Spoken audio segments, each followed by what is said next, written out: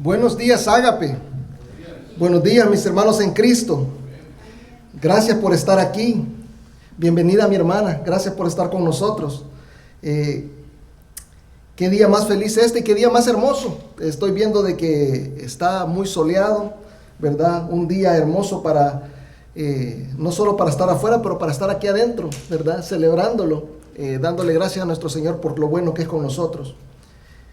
Quiero iniciar el día de hoy dándoles una vista panorámica de lo que estamos haciendo, porque no sé si ustedes lo saben, pero cuando estoy predicándoles, yo llevo una línea de pensamiento, llevo una enseñanza, hay un motivo detrás de los mensajes. Y creo que, no sé si se han dado cuenta de lo que hemos estado haciendo, pero solamente en el último mes hemos estado en el libro de Juan por 3 semanas. Ustedes saben que era Semana Santa, que era la remembranza de lo que es la pasión, muerte y resurrección de nuestro Señor, ¿verdad? Y ustedes ya saben que al estar en Juan, porque se lo repetí constantemente, saben de que la intención del libro de Juan era de que nuestro Señor Jesús sea comprobado, ¿verdad?, como Dios. O sea, la intención del libro de Juan es probar la deidad de Jesucristo. Y entonces lo dijimos tanto que yo creo que quedó claro. Y luego estuvimos en la ceremonia de las 7 palabras, los muchos de ustedes que estuvieron en Lucas 23, y yo no sé si ustedes se recuerdan, pero ahí prácticamente lo que se habló es de que la humanidad es pecaminosa, que lo que se estaba haciendo ese día en el que murió Cristo era un juicio, pero no contra Cristo, porque Cristo era inocente, Cristo era limpio de todo pecado. Los que estábamos bajo juicio era el pecado de la humanidad, el pecado y la maldad de los hombres colgados en la cruz. Nuestro Señor murió por nosotros, pero quedó comprobadísimo de que somos culpables y que por nuestro pecado merecíamos morir. Y fíjese que si ustedes van viendo cómo va la cosa, probando que Jesús es Dios, que Jesús murió por nuestro pecado, que nosotros somos pecaminosos y de que necesitamos su perdón, y esto va subiendo y va en aumento y va en aumento y va en aumento, y es como una melodía, como un crescendo, que llega un momento que explota en lo que es la resurrección. Y eso fue lo que celebramos el domingo pasado. Es una celebración la resurrección, porque podemos ver el poder de Jesús. Podemos ver que en realidad es Dios. Termina comprobándolo completamente a través del hecho de la resurrección. Y por eso estuvimos también en Mateo 28 la semana pasada. Yo no sé si ustedes se acuerdan. Estuvimos en Mateo 28 del 1 al 10. Y explicábamos que la resurrección es importantísima para el cristianismo. Es el talón de Aquiles del cristianismo. Es la base de nuestra fe. Es el lugar donde nosotros hemos depositado toda nuestra confianza. Y yo los invité la semana pasada a que lo hicieran, eso de depositar su fe completamente en Jesucristo, hacerlo sin miedo, hacerlo sin reservas. ¿Por qué? Porque no nos queda duda ya de quién es Jesús, ¿verdad? Eso hemos estado haciendo, comprobando quién es Jesús, para que no tengamos miedo, no tengamos reservas de poner toda nuestra confianza en Él. Tampoco tenemos ninguna duda del poder de Jesús, porque resucitó, se levantó de los muertos, venció la muerte. Entonces, ahora Jesús, nos damos cuenta que es un ser supremo, alguien que está por encima de todo. Esto lo vuelve a Él Señor, lo vuelve el Señor de todo. A eso es lo que llamamos la supremacía de nuestro Señor Jesucristo. Y la frase no está en la Biblia, y el pasaje que vamos a estar ahora no lo muestra. Pero eso es lo que está hablando, la supremacía de Jesucristo. Y a través de todo el mensaje de hoy vamos a hablar de la supremacía de Jesucristo, ¿verdad? Y cuando hablamos de la supremacía de Jesucristo es que Jesucristo es todo. Él es todo. Y eso suena a absolutismo. Y muchas personas cuando escuchan algo absoluto se ponen a la defensiva. O sea, yo no sé si ustedes lo saben, pero cuando usted va a terapia de pareja, no sé si alguna vez alguno de ustedes ha ido a terapia de pareja, pero yo sé que los psicólogos le prohíben a las personas que pelean mucho utilizar palabras absolutas, porque las palabras absolutas hacen que la persona se ponga a la defensiva, y eso solo hace que se agraven los problemas. ¿verdad? Palabras como siempre, nunca, todo y todos son palabras absolutas que hacen que los problemas se agraven, ¿verdad? Cuando tú estés peleando, y esto fuera del tema, si alguna vez te peleas, no ocupes esa frase de siempre hacemos lo que tú quieres, ¿verdad? O nunca me dejas escoger. Todos piensan que me mientes. O sea, no se pueden ocupar esas frases absolutas, porque cuando usted lo hace está generalizando y está mintiendo, porque no es siempre, no es nunca y no son todos. Entonces solo agrava el problema. Estás haciendo que el otro se ponga a la defensiva y que no abra su corazón y que no resuelvan el problema. Pero cuando hablamos de la supremacía de Cristo, sí podemos ser absolutistas. Sí podemos decir todo y todos. Y de hecho Pablo es absolutista. Pablo en el libro que vamos a estar ahora, en la carta a los Colosenses, se van a dar cuenta que está repitiendo todo y todos constantemente. Algunas personas leen la palabra de Dios y no se dan cuenta de lo que está haciendo Pablo. Pero está diciendo todo y todos una y otra vez. ¿Por qué?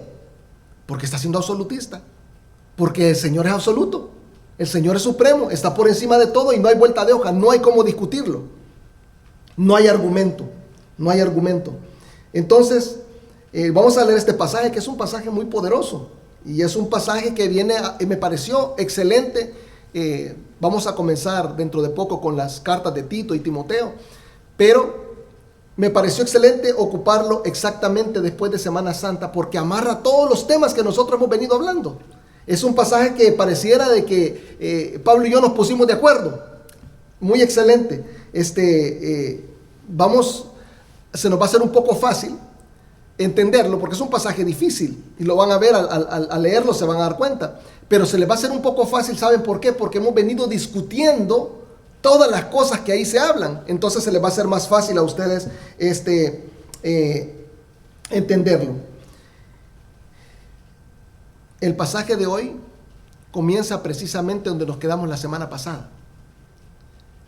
Un versículo antes de iniciar el pasaje de esta semana, Colosenses 1:14, está hablando de lo que es la muerte de Jesús. Y eso es lo que dice Colosenses 1:14. Está hablando de Jesucristo, del Hijo de Dios. Y dice, en quien tenemos redención por su sangre, el perdón de pecados. Ahí fue donde nos quedamos la semana pasada. Y arrancamos exactamente ahora.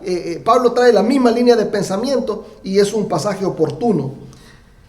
La finalidad del mensaje de hoy, le va a aparecer en pantalla, es que Jesús nos lleva a vivir una vida plena. Jesús nos lleva a vivir una vida plena. A veces estamos llevando vidas, somos creyentes y nosotros sentimos que somos incapaces de vivir una vida feliz. Sentimos que hay cosas que las estamos arrastrando, problemas familiares, problemas matrimoniales, vicios, maneras de pensar, malas costumbres, falta de goles, falta de meta, falta de propósito. Todas estas cosas a veces nos hace sentir que la vida como que no valiera la pena. A veces sentimos que la vida no tiene sentido. Aún en Cristo nos sentimos tristes, nos sentimos apagados. Sentimos que hace falta algo más. Y la verdad es de que Jesucristo ha llegado a tu vida para que vivas una vida plena. Eso es lo que llegó a hacer a tu vida. Llegó a tu vida a darte salvación, a librarte de tu pecado, y con esta libertad que ahora tú puedas comenzar a vivir una vida diferente. Él te da el poder, Él vive en ti. Entonces vamos a iniciar la exposición, ¿verdad? De este mensaje, sin antes ponérselo en las manos a nuestro Señor, ponérselo a sus pies. Les voy a pedir que se pongan de pie, vamos a orar y vamos a leer su palabra. Padre eterno, te doy gracias por todas las personas que están aquí hoy, cada uno de tus hijos, personas que te aman, personas que quieren escuchar tu palabra, que saben que tienes algo que decir, que quieres hablarle a su corazón y a sus vidas. Que, Padre, si hay algún vacío en el corazón de los creyentes, algo que les está impidiendo llevar una vida plena, que tu palabra hoy llegue a ellos, Señor, para que puedan comprender que tú has venido a darles vida, pero que no es solo una vida futura, sino que es una vida hoy y aquí en la que tú quieres que ellos tengan plenitud. que no anden con miedo, que no anden con vergüenza, que no anden tristes, sino que tengan plenitud en la vida que tú les estás dando. Te ruego que penetres con tu palabra en su mente y en su corazón y que puedan, Señor, darse cuenta de esta verdad para que comiencen a hacer los cambios necesarios. En Cristo Jesús te doy gracias y te ofrezco todo lo que hacemos aquí, Padre, porque tú eres el invitado de honor. Bendito seas por siempre. Amén. Vamos a leer la palabra de Dios y vamos a estar en Colosenses 1, del 15 al 23, una porción de la palabra muy hermosa, muy hermosa. Comenzamos todos al unísono, lean con mucha fuerza. Y quiero que, ¿verdad? Como lo van leyendo, les vaya entrando en la mente y que se den cuenta de lo que el Señor está diciendo en su palabra. Colosenses 1, 15, 23. Fuerte todos, repitamos. Él es la imagen del Dios invisible, el primogénito de toda la creación, porque en Él fueron creadas todas las cosas, las que hay en los cielos y las que hay en la tierra, visibles e invisibles, sean tronos, sean dominios, sean principados, sean potestades, todo fue creado por medio de Él y para Él. Y Él es antes de todas las cosas, y todas las cosas en Él subsisten. Y Él es la cabeza del cuerpo, que es la iglesia. Él, que es el principio, el primogénito de entre los muertos, para que en todo tenga la preeminencia, por cuanto agradó al Padre que en Él habitase toda plenitud, y por medio de Él reconciliar consigo todas las cosas, así las que están en la tierra como las que están en los cielos, haciendo paz mediante la sangre de su cruz. Y a vosotros también, que erais en otro tiempo extraños y enemigos en vuestra mente, haciendo malas obras, ahora os ha reconciliado en su cuerpo de carne por medio de la muerte, para presentaros santos y sin mancha e irreprensibles delante de Él, si en verdad permanecéis fundados y firmes en la fe, y sin moveros de la esperanza del evangelio que habéis oído, el cual se predica en toda la creación que está debajo del cielo, del cual yo, Pablo, fui hecho ministro. Esa es la palabra de nuestro Señor el día de hoy. Pueden tomar asiento.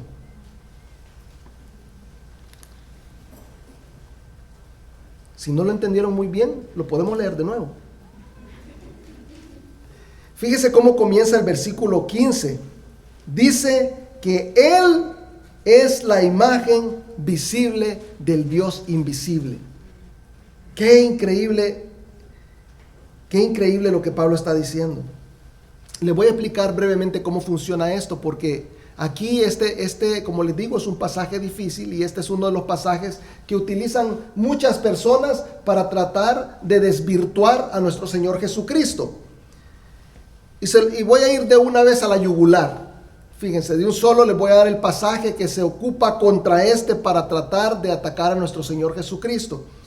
Está en pantalla, es Juan 1:18. Dice: a Dios nadie le dio jamás.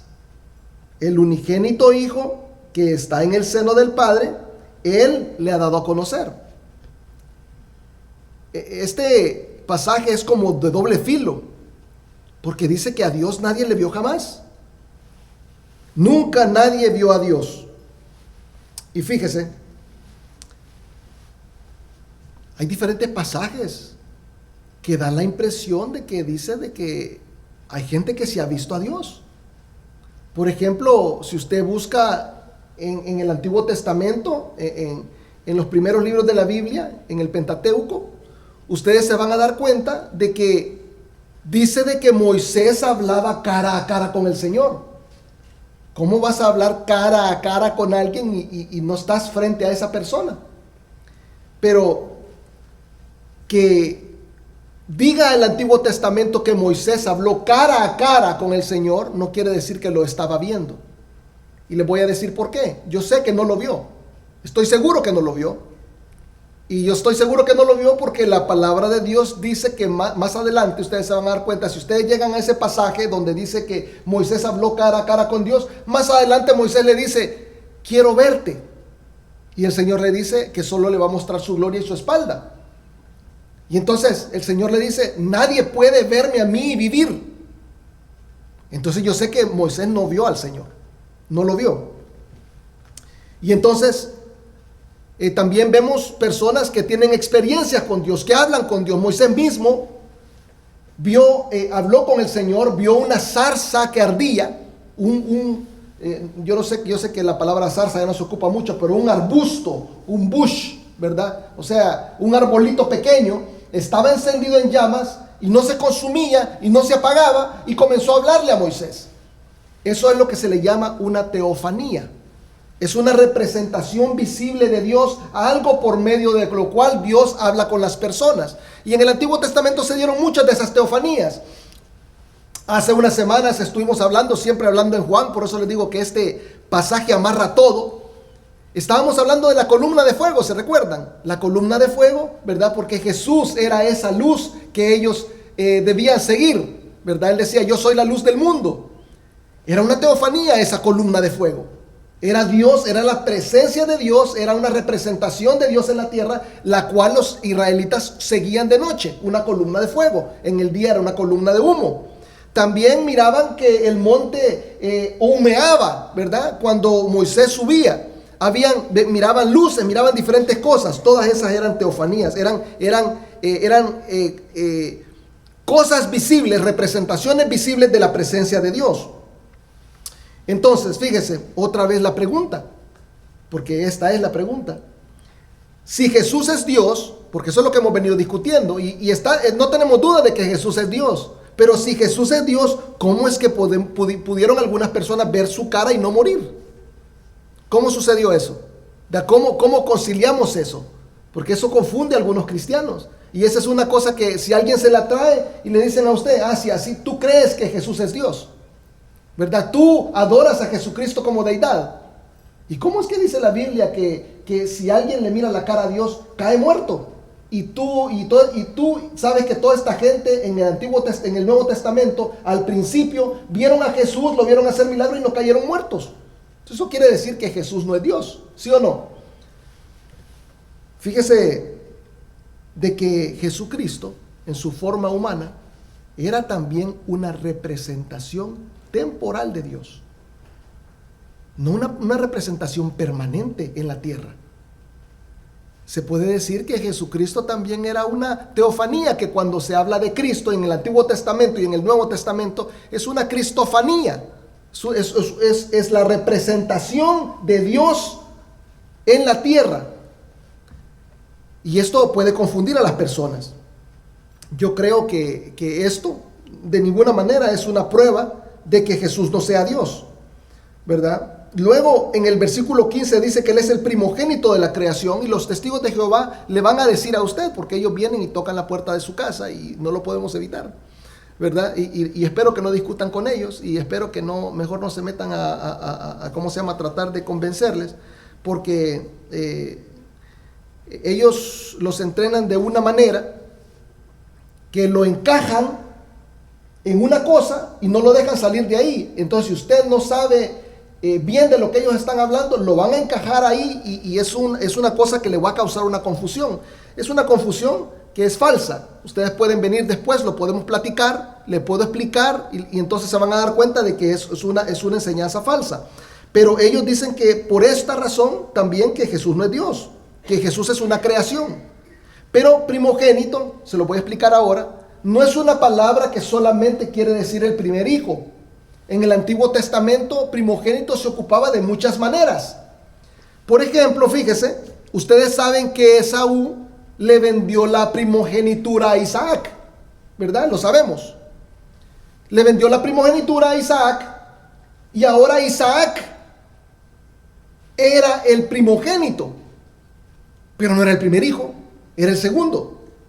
Entonces, primogenitura quiere decir aquí de que le estaban cediendo todos los derechos que el primogénito tenía, ¿verdad? Entonces, lo voy a poner en pantalla. ¿Qué es lo que quiere decir en referencia a Isaac, que él era el primogénito o que tenía la primogenitura? Quiere decir que tenía en su mano el derecho de su hermano. Ahora era él el que tenía el derecho. También Rubén era el primogénito de Jacob. Una historia fea en la Biblia, ¿verdad? Él hizo algo malo y entonces perdió su primogenitura por algo malo que él hizo. Y ahora la primogenitura se le dio a José. Pero José era el hijo número 11 de Jacob. Y usted puede decir, bueno, se lo podía haber dado al número 2. No es una cuestión de orden, ¿verdad? No es una cuestión de orden. La primogenitura se le dio a José porque él era el líder de sus hermanos, a pesar de ser uno de los hermanos menores. Era el segundo menor de sus hermanos. Entonces, con respecto a José, lo van a ver en pantalla, lo que la primogenitura quería decir era de que la bendición de Dios estaba sobre él. Entonces, prácticamente José había sido seleccionado por Dios. Fíjese cómo viene la línea de pensamiento. La primogenitura en el Antiguo Testamento significa que una persona tiene un derecho. Puede significar también que una persona haya sido seleccionada. Luego van a encontrar que Dios llama a Efraín su primogénito. Lo van a encontrar en muchos lugares. ¿Quién es Efraín? Efraín es hijo de José. Y no es el hijo mayor, es el hijo chico. Su abuelo Jacob lo bendice y le otorga la primogenitura. No es cuestión de nacimiento. Ahora ni siquiera es un hijo, sino que es un nieto. Fíjese, Efraín tiene tal reconocimiento por parte de Dios que todo el norte de Israel, la parte norte de Israel es conocida como Efraín. Entonces su primogenitura tenía que ver con el hecho que Dios le estaba otorgando la bendición de realizar una tarea especial y poderosa para su reino. Entonces, en pantalla, Efraín recibió la bendición de Dios. Significaba derecho, significaba selección, significaba bendición. Y tengo una última.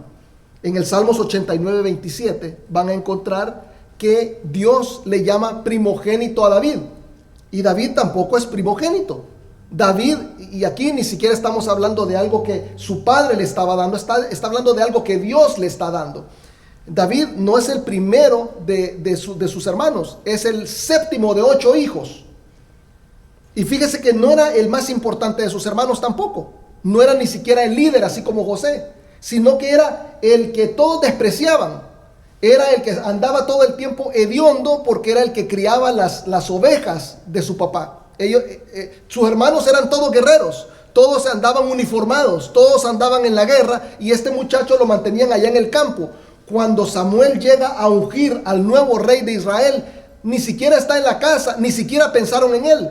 Presentaron a todos sus hermanos y cuando se acabaron los hermanos y Dios no le decía que ninguno de ellos era, Samuel se vio obligado a preguntar, ¿será que no tienes otro hijo? Porque ninguno de estos 7 ha seleccionado el Señor, falta uno.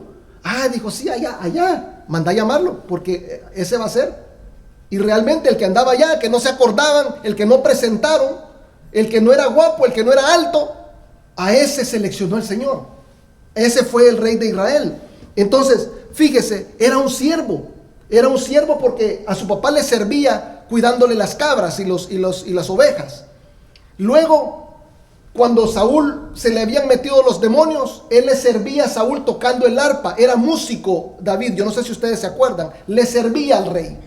Después le siguió sirviendo al reino, siendo soldado del reino. Le quitó la amenaza más grande que tenía Israel en ese tiempo, que era Goliat. Y siendo que es un siervo, Saúl lo comienza a seguir por envidia y lo comienza a querer matar. Fíjese, el Señor termina ungiéndolo rey y exaltándolo.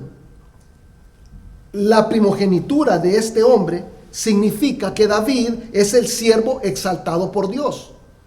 Es una exaltación de un siervo. Tiene nada que ver con el orden en el que nació. Entonces, Colosenses tiene esta misma connotación, ¿verdad? Yo creo que lo vieron ya los 4 en pantalla. Derecho, selección, bendición, exaltación. son todas cosas que aplican a Jesús. Porque Jesús es el primogénito, porque Él tiene preeminencia, Él tiene importancia, porque Él tiene derecho, porque ha sido seleccionado por Dios, porque es el hijo de su predilección. Él lo dijo cuando se abrió el cielo, cuando Él se estaba bautizando. Este es mi hijo amado en el que yo tengo complacencia. Eso es lo que dijo el Señor de Jesús. Era su hijo predilecto, nuestro Señor Jesús.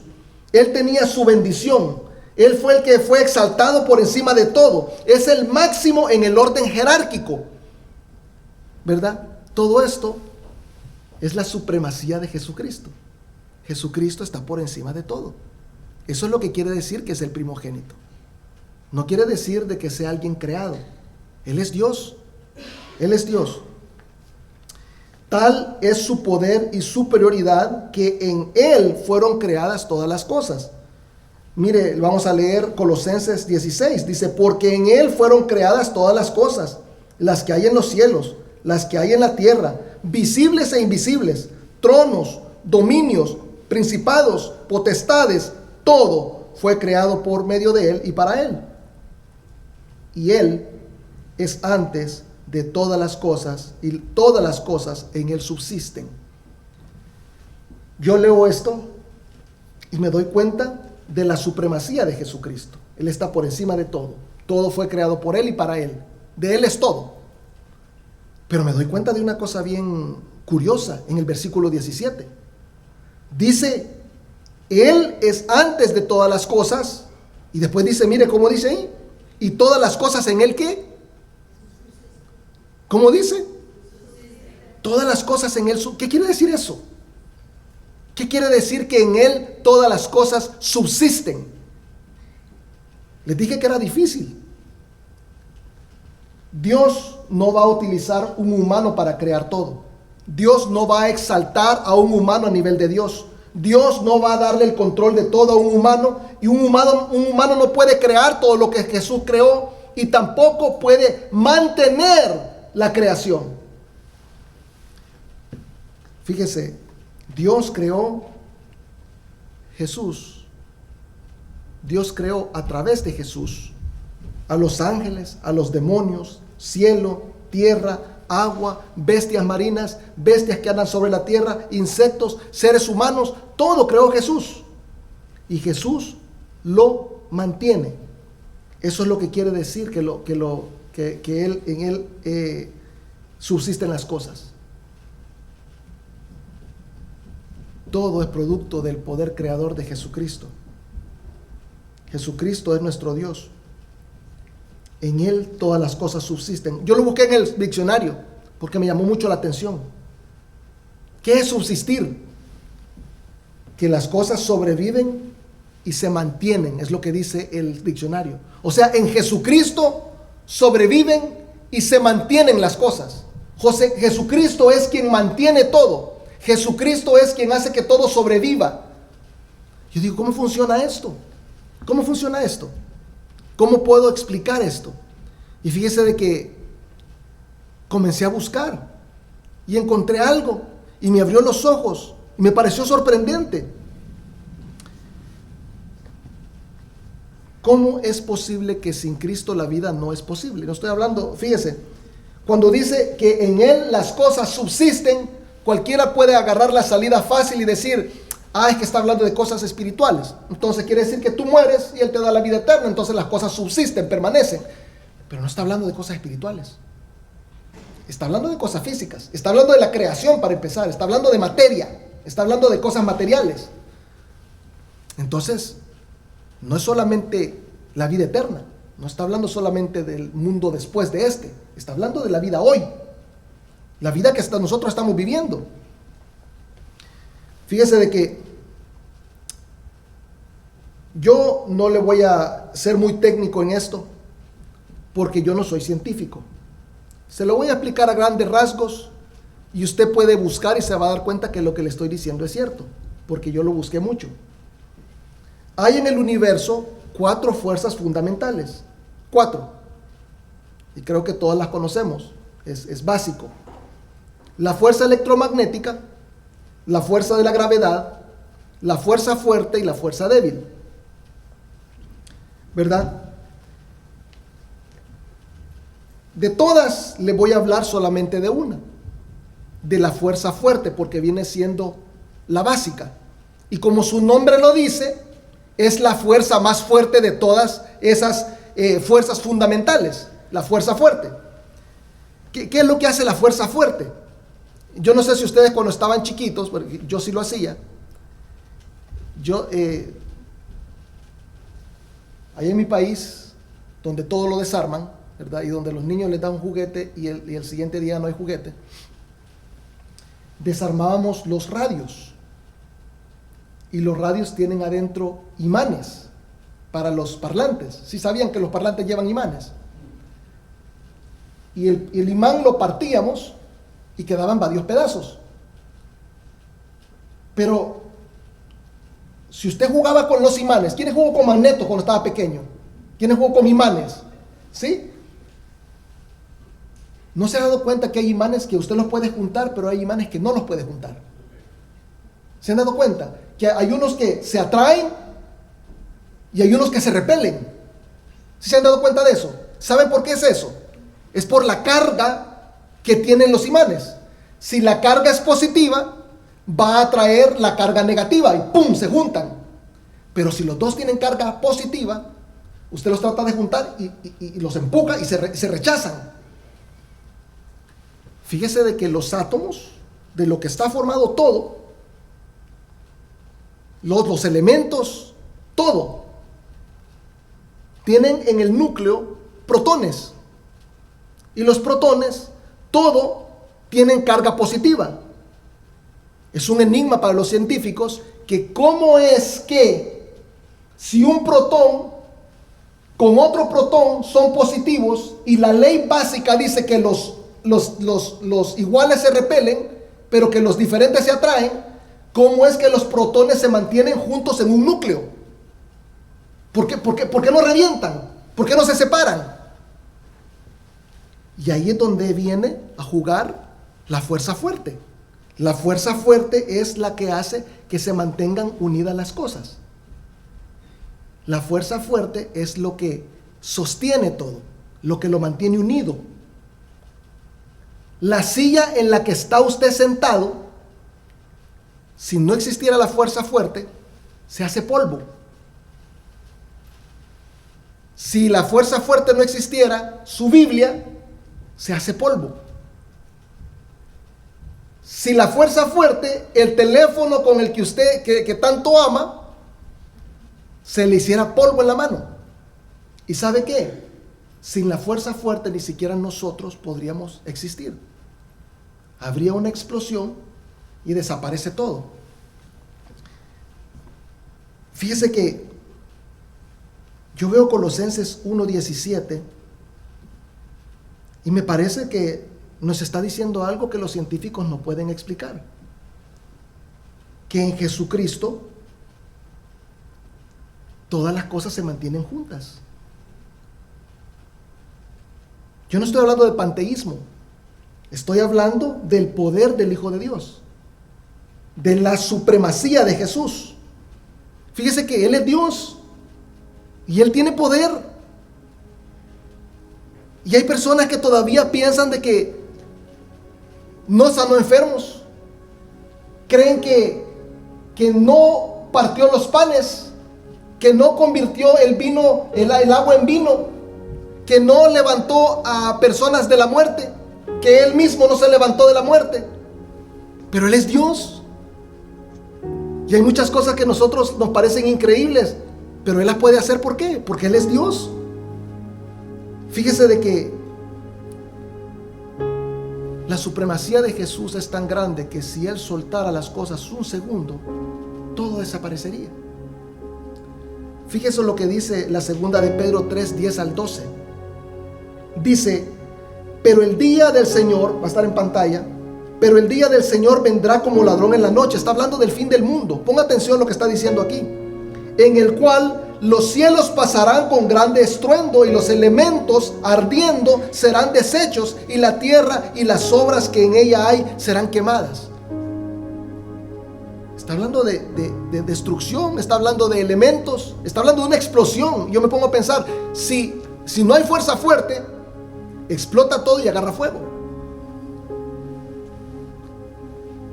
Jesús es el que sostiene y mantiene todo. Y fíjese, Pedro está hablando de explosiones y de elementos. ¿Y qué sabe Pedro de explosiones y de elementos? Esto tiene que ser el poder de Dios el que le dijo esto, porque era un hombre ignorante y del vulgo. Yo estoy seguro que él no entendía lo que estaba hablando. No lo entendemos nosotros, yo no lo entiendo. Pero sí entiendo que Jesús es poderoso. Sí entiendo que Jesús es Dios. Entiendo que tiene el poder para destruir, pero que Él utiliza su poder para sostener y para salvar, para mantener todas las cosas. Él tiene el poder para cambiar las vidas. Mire, 2 de Pedro 3:11 en pantalla dice: puesto que todas estas cosas han de ser desechas, ¿cómo no debéis vosotros andar en santa y piadosa manera de vivir? Está diciendo Pedro, el mundo material se va a terminar. Jesucristo lo va a dejar de sostener en algún momento.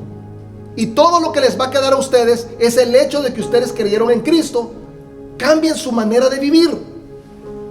Mire, dice el 12: esperando y apresurándoos para la venida del día de Dios, o sea, el fin del mundo, en el cual los cielos encendiéndose serán deshechos y los elementos siendo quemados se fundirán. Todo este poder, toda esta fuerza, toda esta deidad, lo que hace es que divide el tiempo en dos cosas.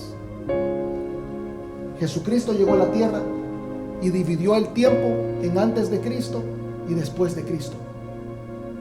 Jesucristo llega a tu vida y divide tu vida entre antes de Cristo y después de Cristo. Fíjense que hay dos divisiones grandes en mi vida.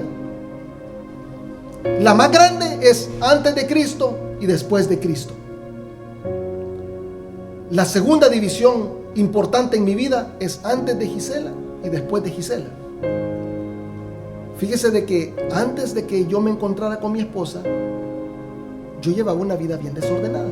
Y yo no sé si ustedes saben esto y se lo voy a contar. Los dos somos primogénitos. Yo soy primer hijo y ella es primera hija. Ustedes saben que los primogénitos son gente mandona. ¿Por qué? Porque los primogénitos estamos acostumbrados a que se nos trate como adultos, porque los papás no saben lo que es un niño. El primer niño que tienen es el único que conocen. No saben cuándo está grande y cuando está pequeño lo comienzan a tratar como adulto. Le comienzan a meter responsabilidad. Nosotros teníamos la responsabilidad de cuidar de nuestros hermanos. Entonces teníamos la capacidad de tomar decisiones desde pequeños. Teníamos la capacidad de buscar lo que nos convenía. Y yo no sé, siendo la ley de que los dos iguales no se juntan, nos juntamos con esta mujer. Pero esta mujer llegó a mandar a mi vida. Llegó a decirme dónde iba a poner los muebles. Llegó a decirme qué es lo que íbamos a comer.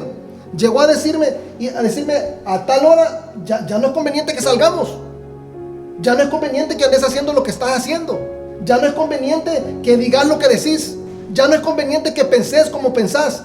No me lo imponía, pero me lo pedía. Y después viene Cristo y se pone peor la cosa. Porque eso es lo que hace Cristo. No puedes vivir con Cristo y seguir viviendo igual. No puedes vivir con Cristo y seguir siendo el mismo. Hay un antes de Cristo y después de Cristo. Cristo viene y le da vuelta a todo. Tú lo tienes de una manera y Él te lo va a poner de otra. Tú estás acostumbrado a hacer lo que te da la gana y a que nadie te mande, y Cristo te va a decir: no, yo ahora soy supremo, soy el que te manda, yo estoy encima de todo en tu vida, te voy a decir cómo vas a hacer las cosas. Y nosotros no queremos. Nosotros queremos seguir haciendo las cosas como nosotros decimos. Pero ¿saben qué? Tú puedes seguir aferrándote a tu manera de ser. Pero dice la palabra de Dios que el que comenzó la buena obra la va a terminar. Jesucristo te va a cambiar. Jesucristo te va a hacer una persona diferente. Él no comienza algo, Él no es como nosotros, que comienza algo y no lo termina.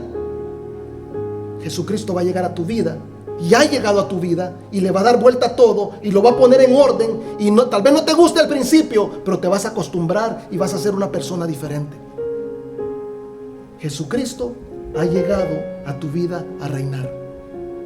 Gloria a Dios. Aleluya, porque no vamos a ser los mismos. Él va a cambiar nuestras vidas. Él nos va a hacer personas diferentes. Él nos va a hacer personas especiales, agradables a Él.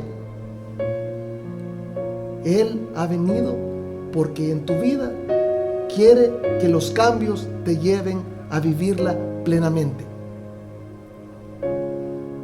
Esa es la razón por la que Jesús te escogió, porque quiere que vivas una vida plena, no una vida triste, no una vida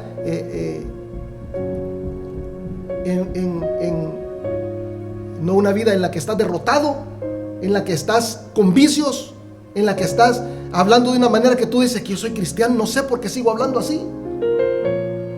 No sé por qué soy cristiano y tengo que seguir usando drogas. No sé por qué soy cristiano y tengo que seguir viendo pornografía. Jesucristo va a sacar la porquería. Ha llegado a limpiar tu vida. Solo tienes que creerlo. Y solo tienes que decir amén. ¿Quién dice amén? ¿Quién quiere que Jesucristo lo cambie? Hay que decir aleluya, porque el Señor no va a dejarte como estás. Aleluya. Bendito sea Dios.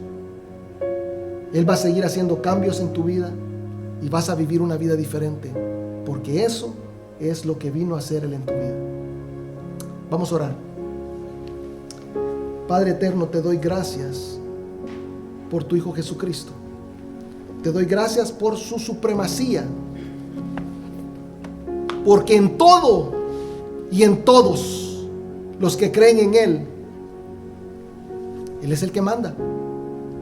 Él es el que ordena. Él es el que cambia. No somos nosotros. No somos buenos. Nuestro libre albedrío solo nos sirve para escoger mal. Pero el que empezó la buena obra la va a terminar. Él va a continuar actuando en nuestras vidas a pesar de nuestra resistencia. Él va a seguir insistiéndonos y buscándonos porque nos ama. Él, no importa cuán sucios estemos, nos va a seguir limpiando. Señor, te agradezco porque Jesucristo ha venido a cambiar nuestra vida. Bendito sea, Señor. Gracias, Padre. Aleluya. Nunca, Padre eterno, nos sueltes la mano. Nunca permitas que los cambios se detengan en nuestra vida. Gracias por lo que haces en nuestra vida, Señor. Gracias por lo que has hecho antes, por lo que haces ahora y por lo que harás.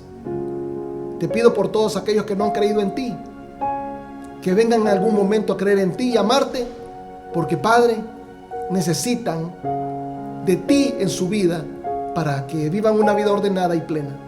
En Cristo Jesús te doy gracias. Amén. Bendito sea nuestro Señor. Un aplauso a Jesucristo. Bendito sea.